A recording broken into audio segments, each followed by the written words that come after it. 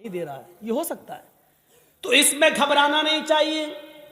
नमाज भी पढ़ रहे हो, दुआ भी मांग रहे हो, या रब्बी या रब्बी या रब्बी, अल्लाह मुझे ये दे, मुझे ये दे, मुझे ये दे, लेकिन नहीं मिल रहा है। इसका ये मतलब नहीं कि आपकी नमाजें कबूल नहीं हो रही। इसका ये भी मतलब नहीं कि अल्लाह आपसे नाराज है। कभी ऐसा मत सोचना। नहीं दे रहा है तो वो जानता है कि क्यों नहीं दे रहा है, उसकी मर्जी है, उसी में भलाई हो सकती है। आप कहिए अल्लाह मुझे ये दे, मुझे ये दे, मुझे ये दे, और नहीं मिल रहा है तो नाराज मत होइए, क्योंकि आपका रब जानता है आपको क्या देना है और क्या नहीं देना है। वो क्यों नहीं दे रहा है आपको, इस पे अल्लाह ताला से शिकवा मत करिए, शिकायत मत कीजिए। हो सकता है उसका न देने में ही भलाई हो जो चीज आप मांग रहे हो। एक बादशाह ऐलान करता है, आओ मेरी रियाया, मेरी पब्लिक, जो मुझसे मांगेगी, मुंह मांगे मैं उसको दूंगा। सारी की सारी पब्लिक एक मैदान में जमा हो जाती है और बादशाह जो पब्लिक मांगती जा रही है, बादशाह देता जा रहा है। एक बुढ़िया एक खच्चर पे बैठ के आई, खच्चर गधे की तरह होता है, खच्चर पे बैठ के आई। बादशाह ने कहा, बुढ़िया तेरा बेटा है? कहा नहीं। पति है? कहा नहीं। कोई नहीं है? कहा नहीं। आए मेरे वजीर, इस बुढ़िया को 100 दीनार दे दो, 100 सोने की अशरफियां दे दो। बुढ़िया कहने लगी, नहीं, आप बेइंसाफी कर रहे हैं। सबसे पूछ रहे हैं कि बताओ क्या मांगते हो, और जो जो मांग रहा उसको आप देते जा रहे हैं, और मुझसे कह रहे हैं कि 200 अशरफी दे दो सोने की। नहीं, मुझे भी मुंह मांगे इनाम चाहिए। बादशाह ने कहा, बता तुझे क्या चाहिए? उसने कहा, जो खच्चर में लेके आई हूं, इसके ऊपर इतना सोना लाद दो कि ये आसानी से लेकर मेरे घर तक पहुंच जाए। इस खच्चर के वजन के बराबर सोना। बादशाह ने कहा, देखो ये तुम गलत कर रही हो। क्या जवाब दिया उस बुढ़िया ने? आपने सबकी मुरादें पूरी की, मेरी भी करो। पब्लिक कहने लगी, हां बादशाह सलामत, आपकी बेइंसाफी, आप गलत कर रहे हैं, सबको मुंह मांगे दे रहे हैं, तो इस बुढ़िया ने भी जो मांगा उसको दो। बादशाह ने कहा, जाओ सोना लेकर आओ और इसके खच्चर पर लाद दो। सोना लाद कर खच्चर पर लेकर बुढ़िया चली गई घर। गांव के लोगों को पता चला, ओ सुनो, बहुत सा माल आया, सोना मिला है बुढ़ी को। घर कमजोर था, रात में नकब लगाया, 2-3 चोर अंदर घुसे। बुढ़िया में ताकत ही कितने थी, एक ने पैर पकड़ा, एक ने गर्दन दबा दी, पकड़ा, खत्म। 1 मिनट भी नहीं लगा, बुढ़िया गई और सारा सोना वो लेकर भाग गई। सुबह हंगामा हो गया, बुढ़िया मारी गई, सोना चला गया। बादशाह ने सारी रियाया को फिर बुलाया, कहा, लोगों क्या हुआ? कहा, बुढ़िया मारी गई, सोना गायब। कहा, देखो मैं जानता था, इसीलिए उसको 100 अशरफियां दे रहा था। मैं जानता था कि उस बुढ़ी को लालच है, इतना सोने का करेगी क्या, ना इतना खा पाएगी, उसकी जिंदगी में अब ज्यादा दिन भी तो नहीं रह गए, लेकिन उसके लालच ने उसको मार दिया। इसीलिए मैं उसको 100 सोने की अशरफियां दे रहा था, लेकिन आप लोगों ने मेरी मुखालिफत की। देखो, मुझे मालूम था बुढ़िया इतना सोना नहीं संभाल सकेगी, इसलिए मारी गई। एक मामूली बात से ये कह रहा है कि कितना उस बुढ़िया को मिलना चाहिए मैं जानता हूं, और क्या नहीं मिलना चाहिए मैं जानता हूं। तो जो लोग अल्लाह से दुआएं मांगते, मुझे ये दे दे, मुझे ये दे दे, लेकिन नहीं मिल रहा है, उसका रब जानता है कि क्या देना चाहिए, क्या नहीं देना चाहिए, कितना देना चाहिए और कितना नहीं देना चाहिए, ये उसको मालूम है। इसलिए उसने जितना दिया है उसी पर राजी रहो, उसी पर खुश रहो। ज्यादा माल तबाही और बर्बादी का बायस भी बन जाता है। कल मैंने बताया था, अल्लाह के नबी ने जब जन्नत में झांक कर देखा तो जन्नत में सबसे ज्यादा गरीब, फकीर और मिस्कीनों को देखा, और जहन्नम में झांक कर देखा तो सबसे ज्यादा औरतों को देखा। मेरे भाइयों, अंदाजा लगाइए या अय्युहल्लज़ीना आमनुस्तईनु बिस्सब्रि वस्सलाह। नमाज एक माँ की तरह है। जिस तरह बच्चा माँ की गोद में आ जाता है तो अपने आप को महफूज समझता है, ऐसी बड़ी से बड़ी मुसीबतें जब हमारे और आपके ऊपर आए तो हम नमाज में मसरूफ हो जाएं। यकीन नहीं आता तो सुनो, इब्राहिम अलैहिस्सलाम अपनी बीवी सारा के साथ, सारा, हाजरा तो दूसरी है, सारा पहले थी, पहली बीवी कौन है? सारा। सारा के साथ जा रहे हैं और जालिम बादशाह के मुल्क में घुस जाते हैं। उस मुल्क को क्रॉस करना चाहते हैं। जालिम बादशाह के वजीरों ने लोगों को बताया, बादशाह को बताया, एक आदमी है, उसके साथ एक औरत है और बड़ी खूबसूरत है। बादशाह ने कहा अच्छा खूबसूरत है, कहाँ? बुला के लाओ। इब्राहिम और सारा बुला कर लाए गए। बादशाह ने पूछा ये तुम्हारी कौन है? इब्राहिम अलैहिस्सलाम ने फरमाया ये मेरी बहन है। इब्राहिम अलैहिस्सलाम ने ये सुन रखा था कि उस बादशाह को अगर ये कह दिया जाए कि ये मेरी बहन है तो भाई के साथ जब बहन को देखता है तो वो फिर हाथ नहीं लगाता है, छोड़ देता है। तो कह दिया कि बहन है।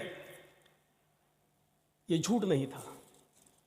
इब्राहिम अलैहिस्सलाम ने जब ये कहा कि ये मेरी बहन है तो इस हैसियत से कहा कि सारी दुनिया के मुसलमान आपस में भाई हैं और सारी दुनिया की औरतें बहन है। ईमानी रिश्ते से उनको अपना बहन दिल में नियत की थी। ईमानी रिश्ते से तो सभी बहन है, हर कोई एक दूसरे का भाई, एक दूसरे की बहन है।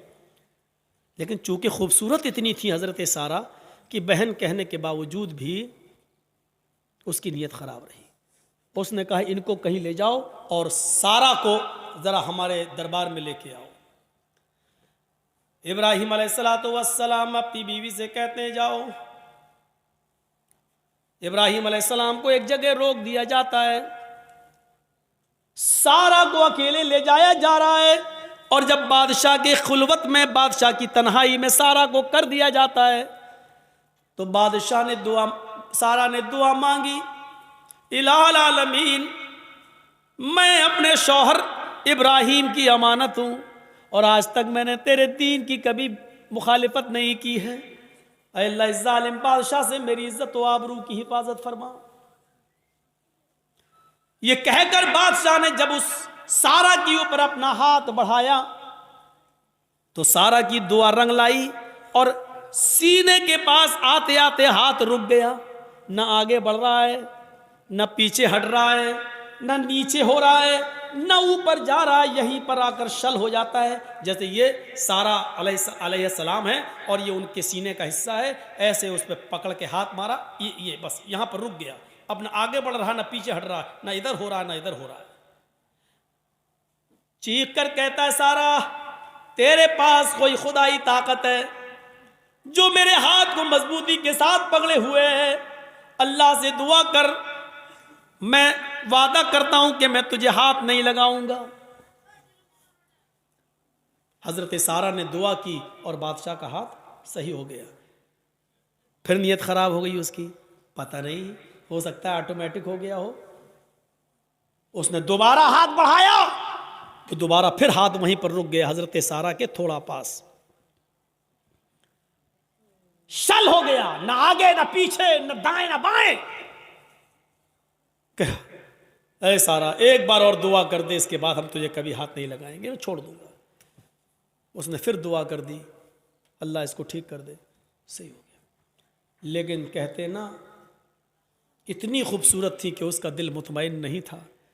तीसरी मर्तबा उसने फिर बदअहदी की और फिर हाथ बढ़ाया, फिर हाथ शल पड़ गया, आगे नहीं बढ़ा।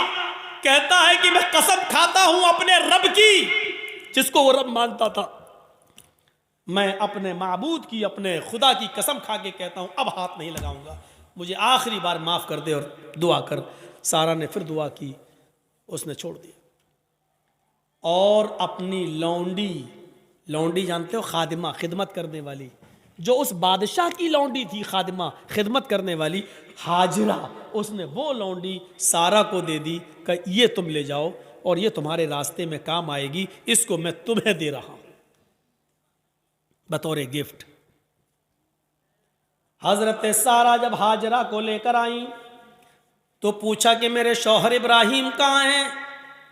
बादशाह की पुलिस, बादशाह की फौज जब हजरत सारा को इब्राहिम अलैहिस्सलाम के पास लेकर गए तो हजरत सारा क्या देखती है कि इब्राहिम अलैहिस्सलाम नमाज में मसरूफ हैं, नमाज पढ़ रहे हैं। मुस्लिम शरीफ की हदीस है, वो नमाज में मसरूफ है, नमाज पढ़ रहे हैं और नमाजी में ये दुआ कर रहे हैं कि अल्लाह मेरी बीवी की हिफाजत फरमा, अल्लाह मेरी बीवी की हिफाजत फरमा, अल्लाह जालिम बादशाह के जुल्म से हमारी बीवी को बचा ले। नमाज में मसरूफ हैं। मेरे भाइयों, जब सारा के ऊपर मुसीबत आई और जालिम बादशाह ने जब उनको पकड़ा और अपने आगोश में लेना चाहा, तो उनके पति इब्राहिम अलैहिस्सलाम नमाज के अंदर गिर जाते हैं, नमाज में मसरूफ हो जाते हैं, नमाज पढ़ना शुरू कर देते हैं। गौर कीजिए, जब किसी के ऊपर मुसीबत आए तो उसको नमाज के अंदर नमाज पढ़ना चाहिए, उसको नमाज के अंदर अल्लाह रब्बुल आलमीन से दुआ करनी चाहिए, क्योंकि नमाज एक माँ है, आपको अपनी आगोश में ले लेगी और जब आप नमाज की आगोश में आ जाएंगे तो सारे खतरों से महफूज हो जाएंगे, सारे खतरों से आप अलग हो जाएंगे, फिर कोई खतरा नहीं रहेगा, टल जाएगा वो खतरा। आपको याद होगा, सही बुखारी की रिवायत है, बनी इसराइल में एक नौजवान था, नाम था उसका जुरैज, नाम था उसका जुरैज, बहुत नेक इबादत करने वाला, बड़ा अल्लाह वाला, बड़ा नमाजी। एक बार हजरत जुरैज नमाज के अंदर मसरूफ थे, नमाज पढ़ रहे और उनकी मां को किसी चीज की जरूरत पेश आ गई तो जुरैज को आवाज देने लगी, आई जुरैज। जुरैज कहते हैं अल्लाह मैं नमाज में हूं और पीछे मेरी मां आवाज दे रही है। जुरैज ये कहते हैं अल्लाह मैं क्या करूं, मैं नमाज में और मेरी मां पीछे आवाज दे रही है। फिर उसने तीसरी आवाज दी, जुरैज, लेकिन जुरैज ने कोई जवाब नहीं दिया, वो नमाज पढ़ते रहे। चौथी बार जुरैज की मां के मुंह से ये जुमला निकला, जुरैज तूने मेरी आवाज सुनकर भी अनसुना कर दिया। आय अल्लाह, जुरैज उस वक्त तक न मरे जब तक कि वो किसी बदकार औरत का मुंह न देख ले। आय अल्लाह, जुरैज को उस वक्त तक तू मौत मत देना जब तक कि जुरैज किसी बेशरम और बेहया औरत के साथ हम बिस्तरी ना कर ले, उसके साथ जिना ना कर ले। मां की बद्दुआ थी, मां ये बद्दुआ देकर चली गई।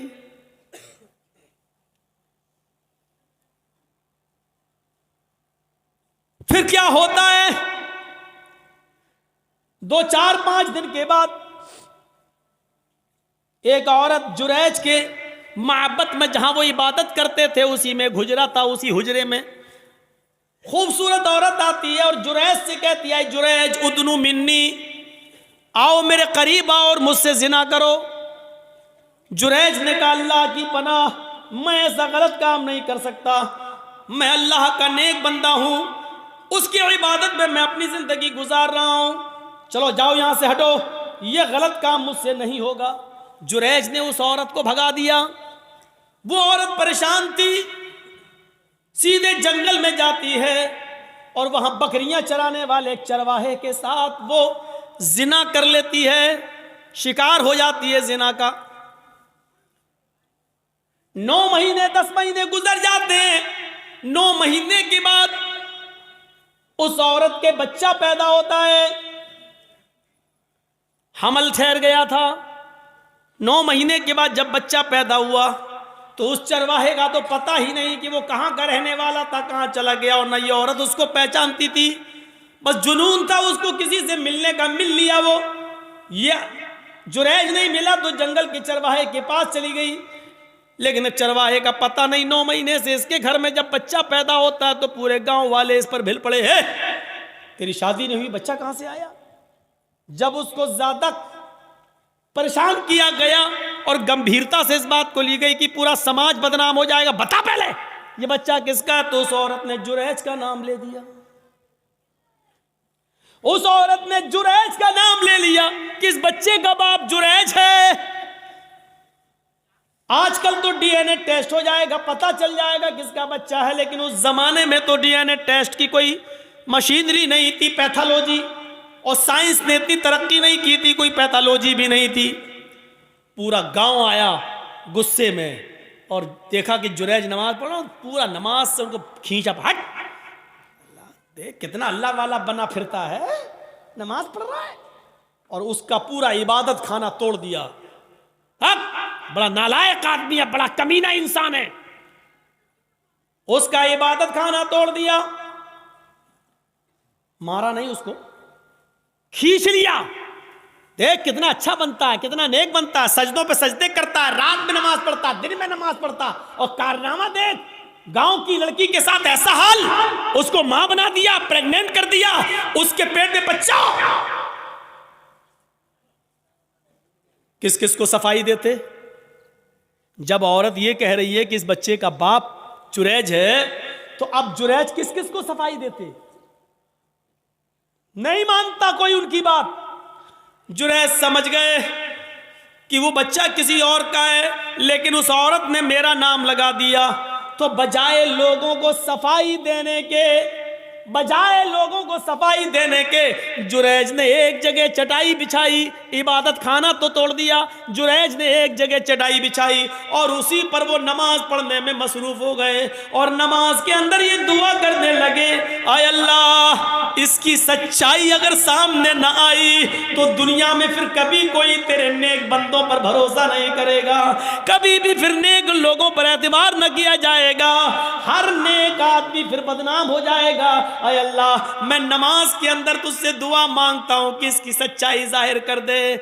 नमाज पढ़ रहे हैं, उधर अल्लाह ताला ने उस बच्चे को कुव्वते गोयाई दी, जो बच्चा उस औरत ने पैदा किया था, जो चरवाहे की पैदावार था। वो बच्चा जोर जोर से कहने लगा, आए गांव वालों, आए गांव वालों, आए समाज वालों, मेरी माँ झूठ बोल रही है, मैं जुरैज का बेटा नहीं हूं, मेरा बाप फला जंगल का फला चरवाहा है, जो फला फला बस्ती में रहता है, मेरी माँ ने उसके साथ जिना किया था, मैं उस बाप की, उस चरवाहे की औलाद हूं, मैं जुरैज का बेटा नहीं हूं, जुरैज ने मेरी माँ के साथ कुछ नहीं किया।